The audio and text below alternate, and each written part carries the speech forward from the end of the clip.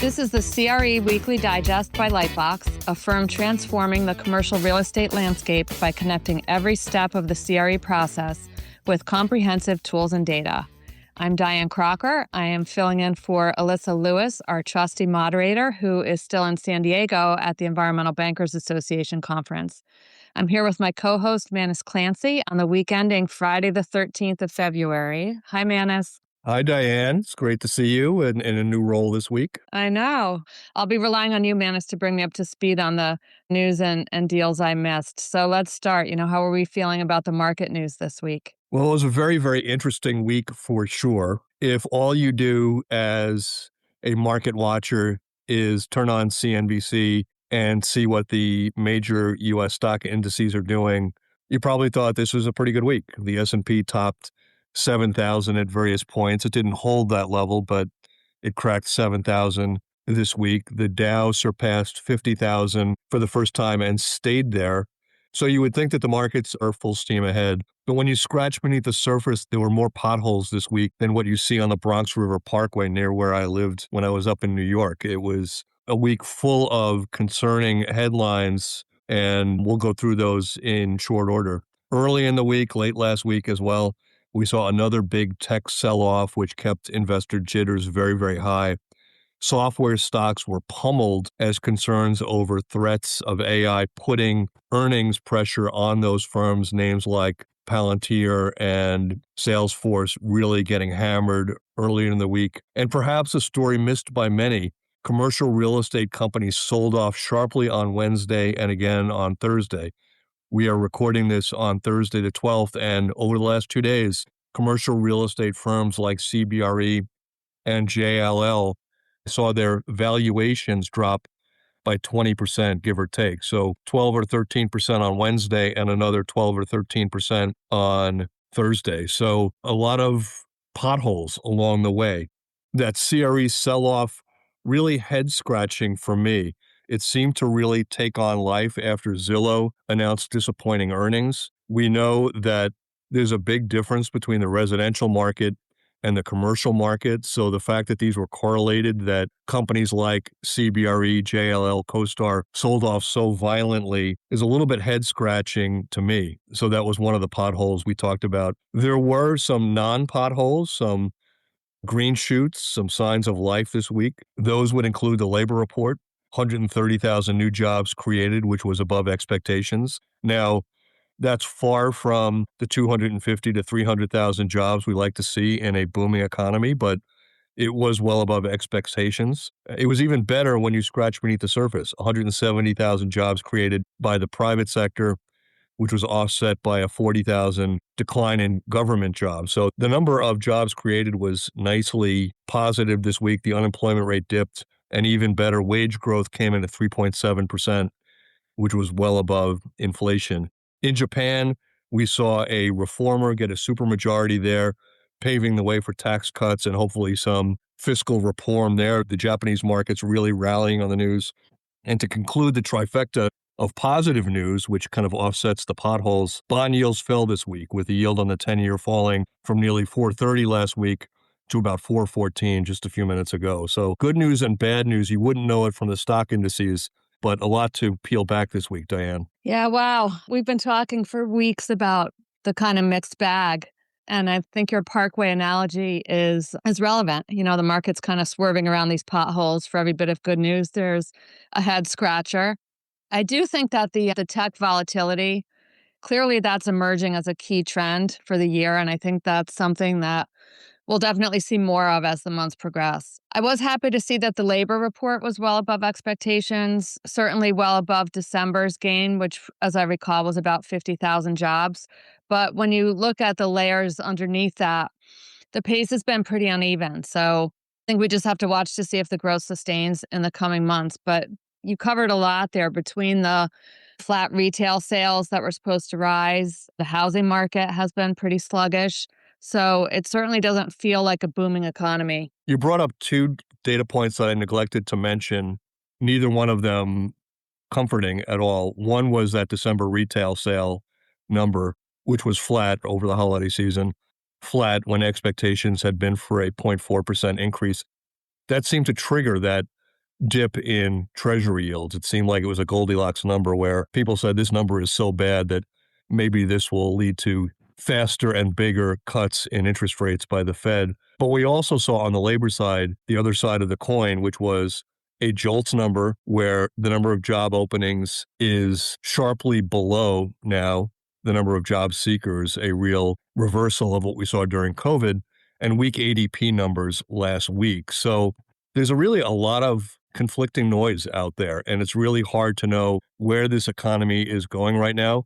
I take great comfort that the jobs number this week wasn't a disaster. We have CPI coming out tomorrow, which will be a very important number. If that comes in benign, that will be another positive marker for investors. But there's still too many headwinds right now to feel overly optimistic about where things are going, at least for the broader U.S. economy. CRE is a little bit different. Well, Manus, I'll tell you where I did see some bullishness this week. I got to leave cold, snowy New England behind and spend a few days in San Diego. And there were two conferences just blocks apart.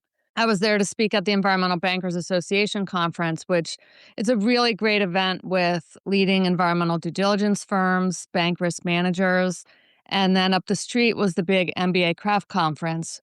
The town was awash with lenders, underwriters, consultants, deal makers. And I want to say thanks to our past podcast, Victor Kalanog, because he was up the street at CREF. And right before my presentation, he emailed me MBA's new commercial real estate lending forecast. And here it is. MBA is forecasting 27% higher commercial real estate loan originations this year over last year, 27% growth.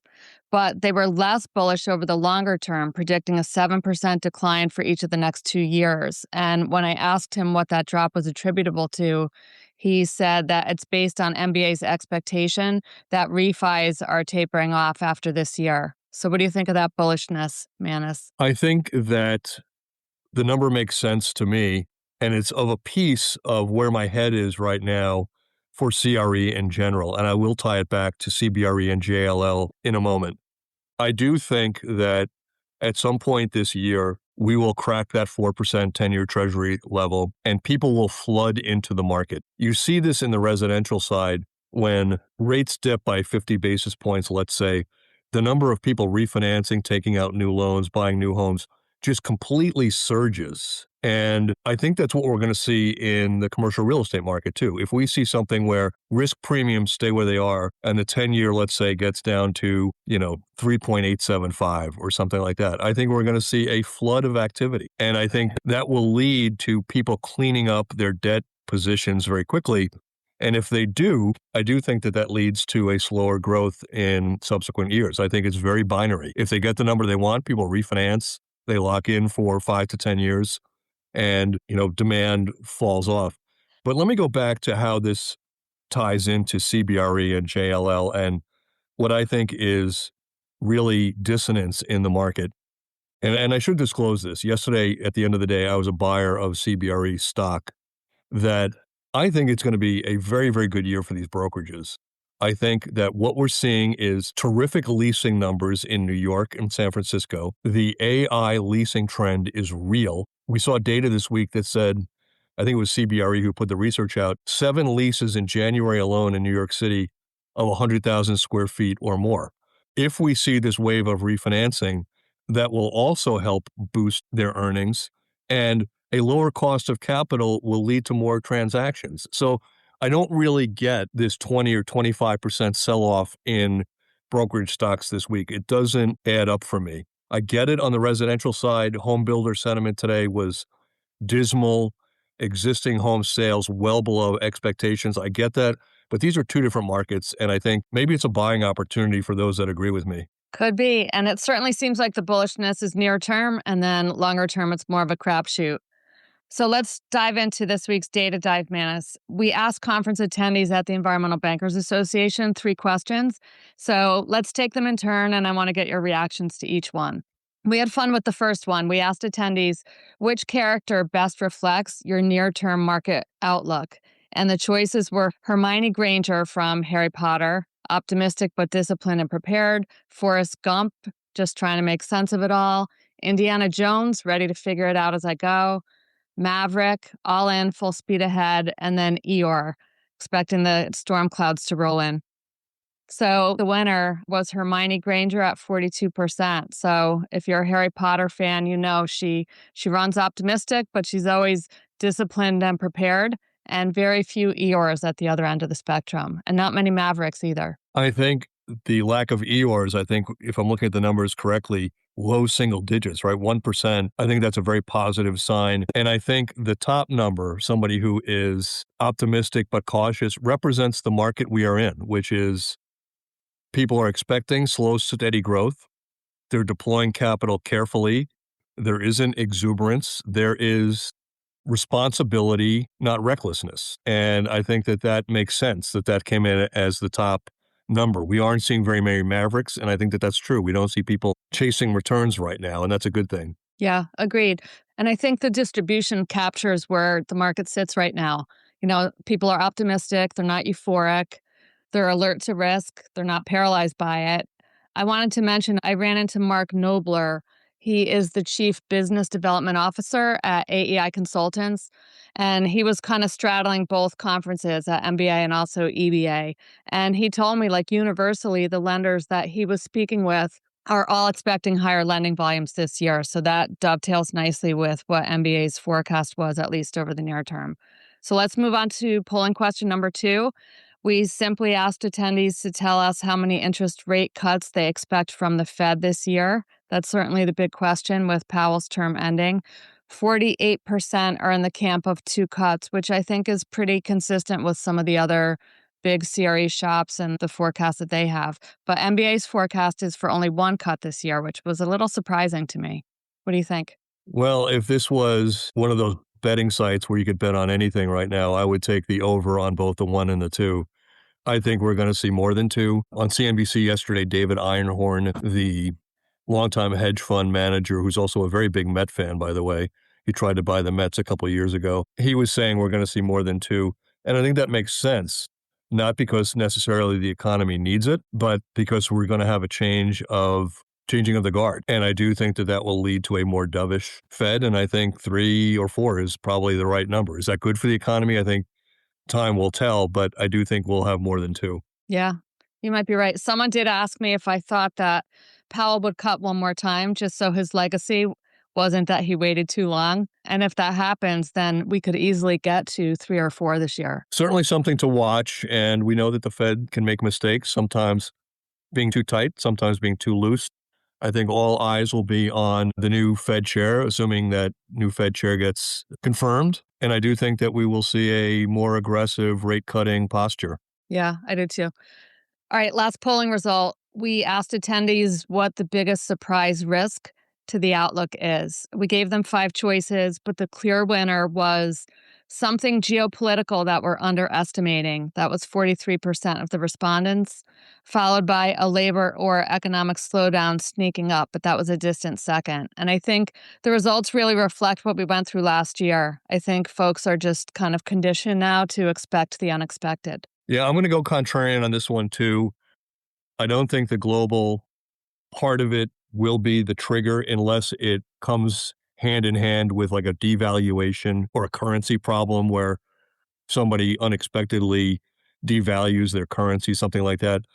I just think too often over the last 4 years, starting with the war in Ukraine, that we immediately pivot to the worst case scenario, but then 3 days later we have moved on. And that seems to be the case, whether it's Ukraine, sadly, October 7th, whether what's happening in Iran or other places. I just think that it makes an immediate impact that lasts about 3 days, and then as a society, we move on. I do think that second one, the 13%, which was a slowdown, I think is probably the biggest risk. If we continue to see weak job numbers, if we don't make progress in affordability, if we don't see consumer confidence start to rebound, I do think that that is probably the biggest risk. Although if I had to vote, I don't know if other was a choice, I'd say other, because often we get taken by surprise by something we never expected. Right, I know. And I was looking at the choices thinking we didn't even put the possibility of a big equity sell-off and the adverse impacts that that would trigger, and that's definitely on my list.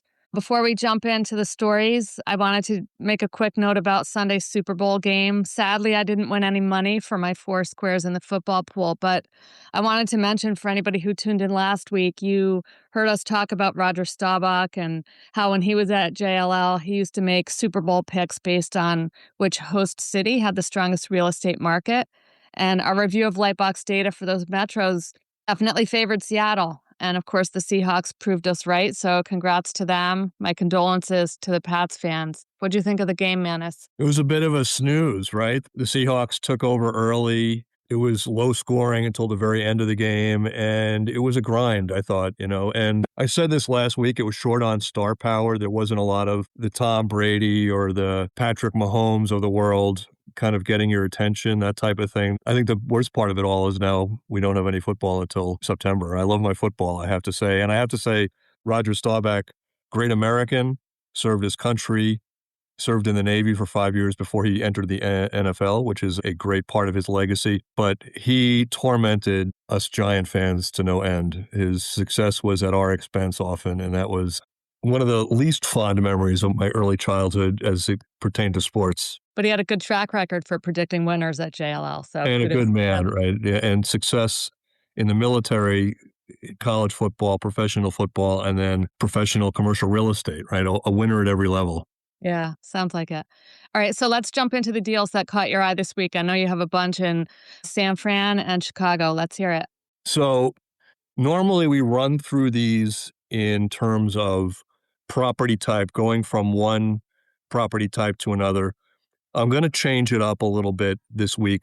I'm going to talk about comebacks from the depths of despair that we've seen in certain areas and how things are really reviving in certain parts of the country, which makes me bullish about CRE in general. And we'll cover a couple of geographies. I already talked about New York, so I won't speak about anything New York centric per se, other than the fact that those leasing numbers, 7 leases of 100,000 square feet or above in January alone, was incredibly encouraging for a market that people were so concerned about 2 or 3 years ago. But let's start in the Bay Area. The first story I saw there in the comeback tale comes from Alex Barrera of the San Francisco Business Times. He points out that the Union Square Gucci flagship sold for $44 million. The buyer there, Moran Capital, they have assembled a slew of portfolio properties in that area, an assemblage, you would say, of retail properties in downtown San Francisco in that Union Square area. And Dianne, when you talk about comebacks, it wasn't that long ago where every story about San Francisco, especially the Union Square area, was homelessness, smash and grab, drug use.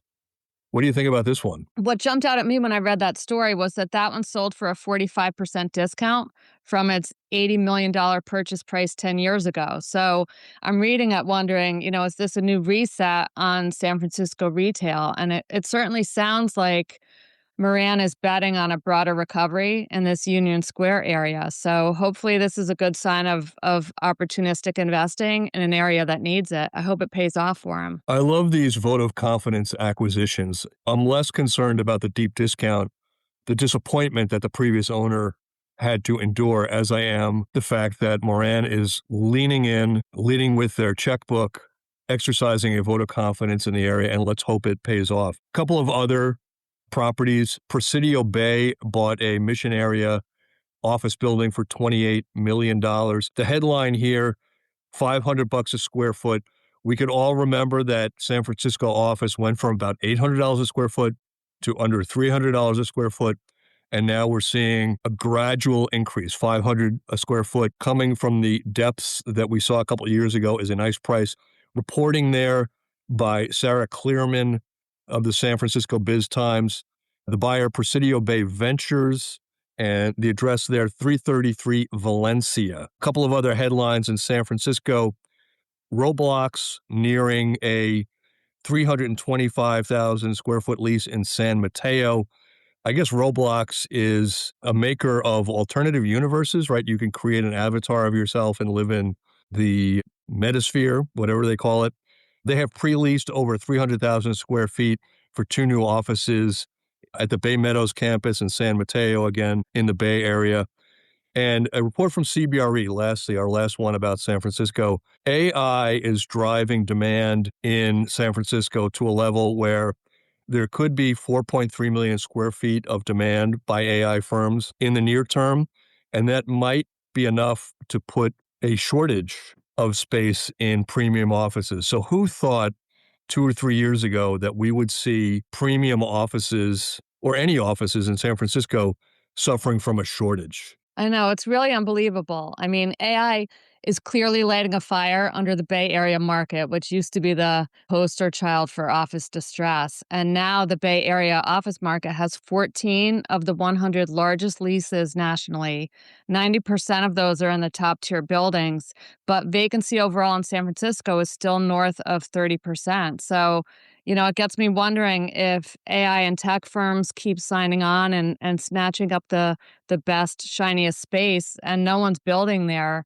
Do we run into kind of a shortage at the top where we start to see this ripple effect that pushes interest further down the pole into, the next tier, the strongest Class B assets? It'll be interesting to watch. Certainly, there hasn't been a lot of development of office in most major U.S. cities. And you're right.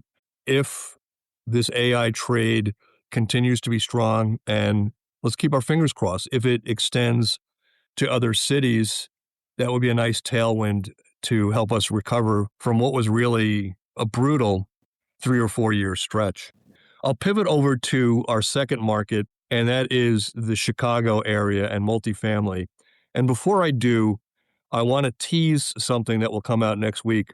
Yesterday, we did a podcast with Richard Hill. He is now at Principal Asset Management. He is a longtime player in CRE, CMBS, REITs, really knows his stuff.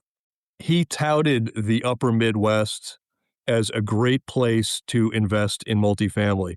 The thesis being that, especially in Chicago, unlike the Sun Belt, not a lot of new inventory, a lot of pricing power in that market because there isn't a lot of new inventory. And it is a very reliable, predictable, steady market.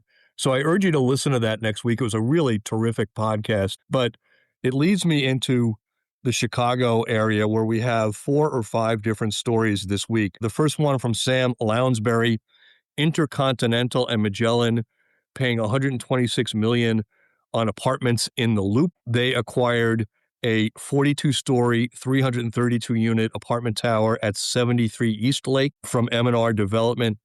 The sale is the largest multifamily transaction in Chicago in 2026, a high watermark setting the price at $380,000 per unit. In the Chicago suburb, Solomon and Banner poured $80 million into deals in both Naperville and Westmont. Sales activity in the Chicago suburbs has been quoted as scorching thus far. And FPA expanded its portfolio, paying $51 million for Wheeling Apartments.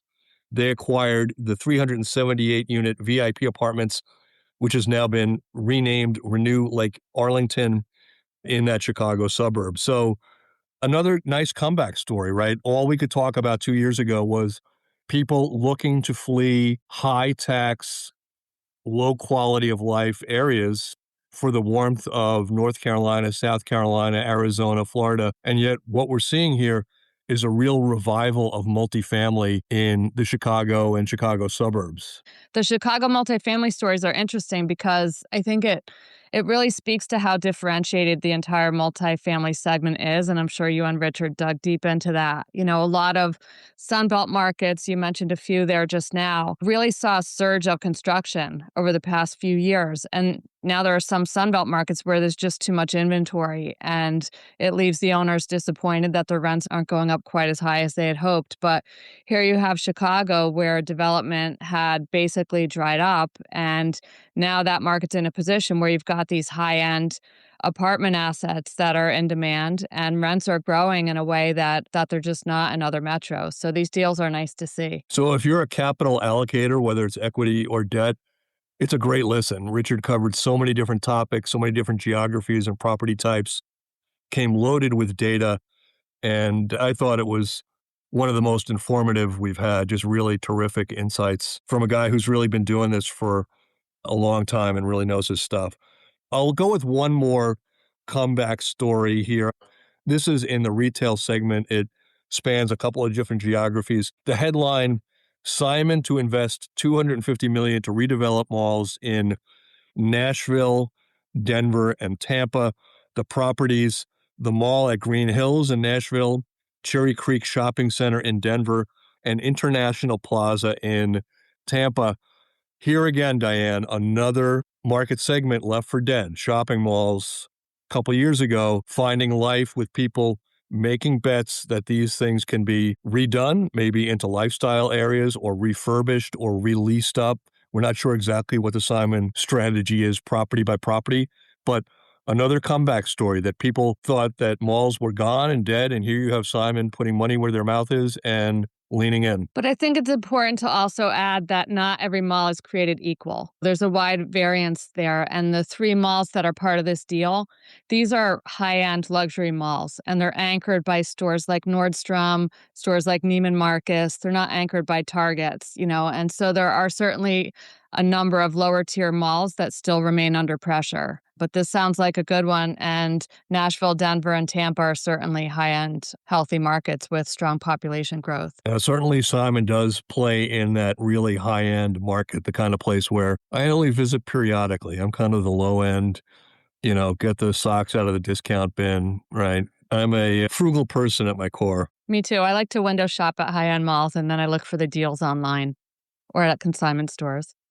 All right, let's pivot. Valentine's Day is Saturday. What are you thinking? Best memory? What are your plans? How do you feel about it? Well, I always joke about early in my career when my wife was home. We have 5 kids, my wife and I. And at one point, we had 3 kids that were 20 months or under. We had a son and then we had twins in short order. And it was coming at a time when we were trying to build the business at TREP. And so the hours were long. And of course, February 14th would come around and I would have completely lost track of what day it was and so forth. And somebody would remind me at 6 p.m. And then the choice would be, do I disappoint my wife once again by missing the train that I was hoping to get, but come home with a bottle of wine?